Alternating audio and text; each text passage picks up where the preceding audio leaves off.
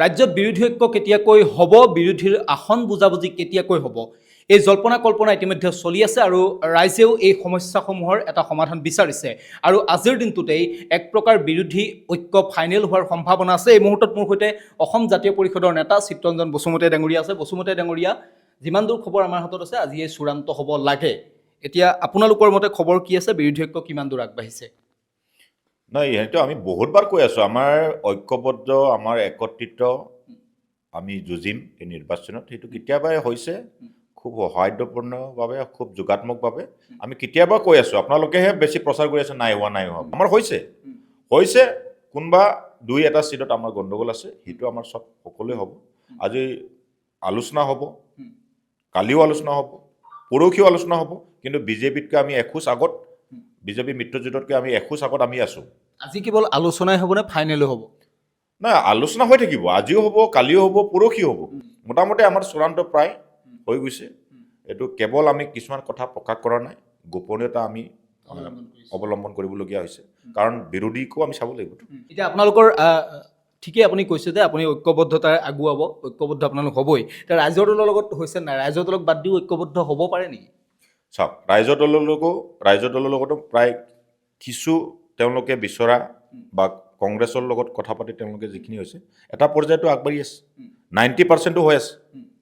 95% হৈ আছে। 5% মান কিবা অলপ ইফাল সিফাল হৈ আছে। নিশ্চয় এইটো সমাধান হ'ব। সেই 5%টোৱে কিন্তু ক'ৰবাত বিষবাস্প ধৰণৰ হৈছে। কিন্তু হ'লে ৰাইজে বুজি পাব নহয়, ৰাইজেতো বেলেগ ধৰণৰ ল'ব ন। ৰাইজে ইতিমধ্যে বুজি পাইছে। নাই, কি বুজিছে নাজানো, কিন্তু ৰাইজে বিচৰাৰ জন্য আগবাঢ়িব লাগিব। যদি ৰাইজে বিচৰাত যদি আগ নাবাঢ়ে, তেতিয়াহ'লেতো সকলোৰে প্ৰব্লেম হ'ব। গতিকে ৰাইজে বিচাৰিছে বিজেপিৰ পৰা পৰিত্ৰাণ পাব লাগে, সেইটোত আমি সকলোৱে ঐক্যবদ্ধভাৱে খেলিব লাগে। দুই এটা ছিটৰ কাৰণে আমি খুব মানে ইগ'ইষ্টিক যদি হৈ থাকোঁ, মানে আমাৰ যদি ইগ' প্ৰব্লেম হৈ থাকে, তেতিয়াহ'লে নহ'ব। নিশ্চিতভাৱে ৰাইজৰ দলো খুব যুক্তিপূৰ্ণভাৱে তেওঁলোকে বিচাৰিছে, কংগ্ৰেছ দলো খুব যুক্তিপূৰ্ণভাৱে তেওঁলোকক কথাবিলাক কৈ আছে। আমি বিচাৰিছোঁ যে সকলোৱে মিলি আগবাঢ়িব লাগে। এতিয়া 95% হৈছে। 95% হোৱাৰ পাছত আৰু যদি আউল লাগিব বুলি ভাবে, তেতিয়াহ'লে ৰাইজৰ মাজত ভুল বাৰ্তা যাব। কিন্তু সেইটো নাযায়, এটা নিশ্চিত থাকক, আমি চবেই একেলগে থাকিম। আজি এখন বৈঠক হোৱাৰ সম্ভাৱনা আছে আৰু আজিয়েই চিলমোহৰ মৰাৰ সম্ভাৱনা আছে। কিমান দূৰ কেনেকুৱা ধৰণে আগবাঢ়িছে এই কথাখিনি? নাই, চাওক, মই কৈছোঁ আজিও হ'ব, কালিও হ'ব, পৰহিও হ'ব। এটা পৰ্যায় গৈছে। অকল আমি জাতীয় পৰিষদ আৰু আমাৰ CPI, CPIM, CPIML আৰু APHLC আমাৰ লগত কিছু এটা মানে চূড়ান্ত পৰ্যায়ত অলৰেডি হৈছেই। সেইটো পৰ্যায় এটা আলোচনা হ'ব, কালিও আলোচনা হ'ব, পৰহিও আলোচনা হ'ব, পৰ্যায়ক্ৰমে আগবাঢ়ি গৈ থাকিব।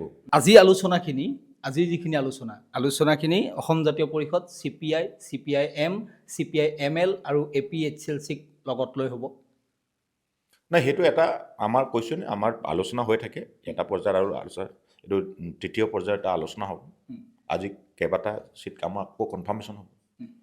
আমি যিকেইটা বিচাৰিছিলোঁ আৰু এখোজ আমি আগবাঢ়িম। ক'ৰবাত কংগ্ৰেছে অলপ এখোজ আগবাঢ়িব, CPI অলপ এখোজ আগবাঢ়িব, APHLC ক'ৰবাত আগবাঢ়িব। তেনেকুৱা আজিও আলোচনা চলি আছে, চলি থাকিব। চব আগুৱাব, কিন্তু ৰাইজৰ দল ক'ৰবাত পিছ পৰি থাকিব চাগে। পিছ পৰি থকা নাই, তেওঁলোকে এটা আগবাঢ়ি গৈছে নহয়। 95% মোটামুটি তেওঁলোকে ডিক্লেয়াৰ দিব পৰালৈকে গৈছে। এইটোতো ভাল কথাই। কংগ্ৰেছো কোনো আপত্তি কৰা নাই। কংগ্ৰেছো কিছুমান তেওঁলোকে 42টা ছিটত তেওঁলোকেও কোনো ৰাইজৰ দলৰ লগত ক্লেছ নোহোৱাকৈ তেওঁলোকে ঘোষণা কৰিছে। কংগ্ৰেছৰ লগত ক্লেছ নোহোৱাকৈ অখিল গগৈয়েও ঘোষণা কৰিছে, কৰা নাই জানো? কৰা নাই জানো? গতিকে আগবাঢ়ি গৈ থাকিব, মানে খুব সৌহাৰ্দ্যপূৰ্ণ, খুব যোগাত্মকভাৱে, ইতিবাচকভাৱে আগবাঢ়িব। মই এতিয়া শেষৰটো প্ৰশ্ন, আপুনি যিমান দূৰ উত্তৰবোৰ নিদিয়ে, কিন্তু তাৰ পাছত মই আপোনাক সুধিছোঁ, অসম জাতীয় পৰিষদে কংগ্ৰেছৰ পৰা 9খনকৈ আসন লাভ কৰিব, ইতিমধ্যে প্ৰাৰ্থী চূড়ান্ত হৈছে, কথাখিনি হয়নে? মই যদি আপোনাক প্ৰাৰ্থীৰ নামো যদি কওঁ? নহয়, চাওক, 9খন নহয়, হৈছে, চূড়ান্ত হৈছে, আমাৰ এটা পৰ্যায়ত চূড়ান্ত হৈছে। আমাৰ মানে সংখ্যা বাঢ়িবও পাৰে, কমিব পাৰে। আমি এৰা ধৰাত আছোঁ, সংখ্যা বাঢ়িবও পাৰে, কমিব পাৰে। কিন্তু আজি এটা পৰ্যায়ত আমাৰ আৰু এখোজ আমি আগবাঢ়িম। যোৱাবাৰ আমি 10টা ছিটত আমাৰ আগবাঢ়িছিল, এইবাৰ আমাৰ 12টা হৈ যাব পাৰে। দক্ষিণ কৰিমগঞ্জ আসনখন আহিব পাৰে নেকি? আলোচনা চলি আছে, আলোচনা টেবুলত এটা আলোচনা হৈ আছে। এইটো মানে খুব বাৰ্গেনিংটো, ষ্ট্ৰং বাৰ্গেনিংটো আৰু যুক্তিপূৰ্ণ বাৰ্গেনিং। কংগ্ৰেছো না ক'ব নোৱাৰে, আমিও না ক'ব নোৱাৰোঁ, আমিও হাঁ ক'ব নোৱাৰোঁ, তেওঁলোকে হাঁ ক'ব নোৱাৰে। হাঁ না মাজত আছোঁ। গতিকে আজি এটা চূড়ান্ত পৰ্যায় পাব। দক্ষিণ কৰিমগঞ্জৰ এগৰাকী শক্তিশালী সংখ্যালঘু নেতাক আপোনালোকৰ প্ৰাৰ্থী হিচাপে দেখা পোৱা যাবও পাৰে?